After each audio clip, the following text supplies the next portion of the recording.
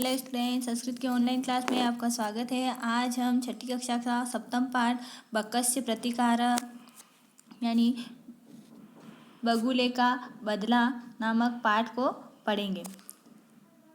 एकस्मिन् वने शृंगालः बकः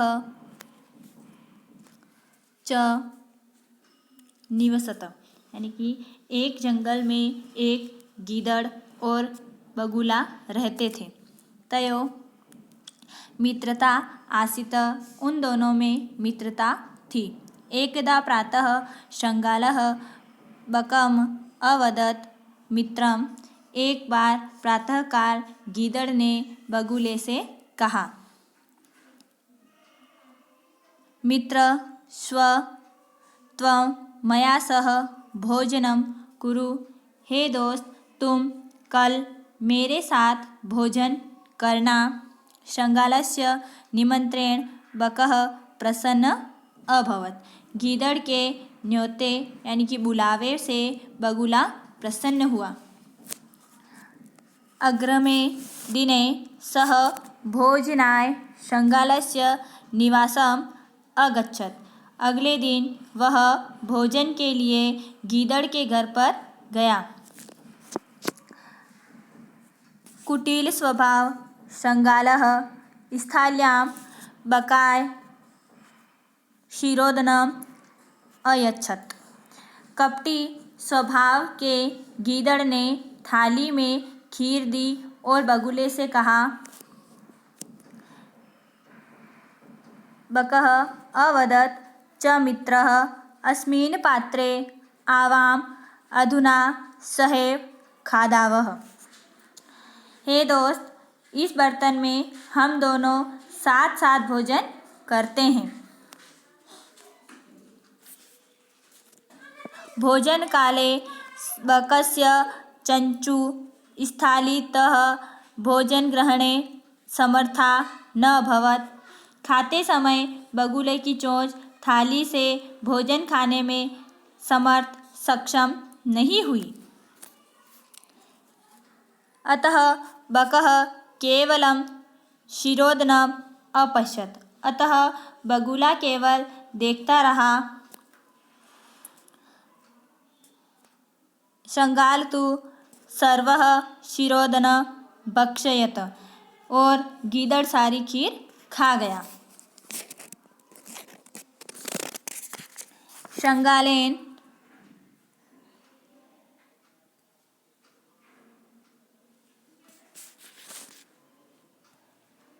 वंचितः बकः अचिन्तयत्, यथा अनेन मया सह व्यवहारः कृतः तथा अहमपि तेन सह व्यवहरिष्यामि। गीदड़ से ठगने के बाद बगुला विचार करने लगा, जैसा व्यवहार इसने मेरे साथ किया है मैं भी इसके साथ वैसा ही व्यवहार करूँगा। एव चिन्तयित्वा सः शृंगालायाम् अवदत्, मित्रे त्वमपि स्व सायं मया सह भोजन करिष्यसि। ऐसा विचार कर वह गीदड़ से बोला, मित्र तुम भी कल शाम को मेरे साथ भोजन करोगे। बकस्य निमंत्रणेन शृंगालः प्रसन्न अभवत्, बगुले के निमंत्रण से गीदड़ प्रसन्न हो गया। यदा शृंगालः सायं बकस्य निवासं भोजनाय अगच्छत्, जब गीदड़ शाम को बगुले के घर पर भोजन के लिए गया, तदा बकः संकीर्णमुखे कलशे क्षीरोदनम् अयच्छत् शृंगालं च मित्रम्, तब बगुले ने छोटे मुँह वाले एक कलश में खीर दी और गीदड़ से कहा, हे मित्र आवाम अस्मिन् पात्रे सहैव भोजन कुर्वः, हम दोनों इस पात्र में साथ साथ भोजन करेंगे। बकः कलशात् चंचः क्षीरोदनम् अखादत्, बगुला कलश में चोंच के द्वारा खीर खाने लगा, परंतु श्रृंगालस्य मुखम कलशे न प्रविशत, परंतु गीदड़ का मुँह कलश में नहीं गया। अतः बकः सर्व क्षीरोदनम अखादत, इस कारण बगुला सारी खीर खा गया। श्रृंगाल च केवलम ईर्ष्याय अपश्यत, और गीदड़ केवल ईर्ष्या से देखता रहा। श्रृंगालः बकं प्रति यादृशं व्यवहारम् अकरोत्, बकः अपि श्रृंगालं प्रति तादृश व्यवहारं कृत्वा प्रतिकार अकरोत्।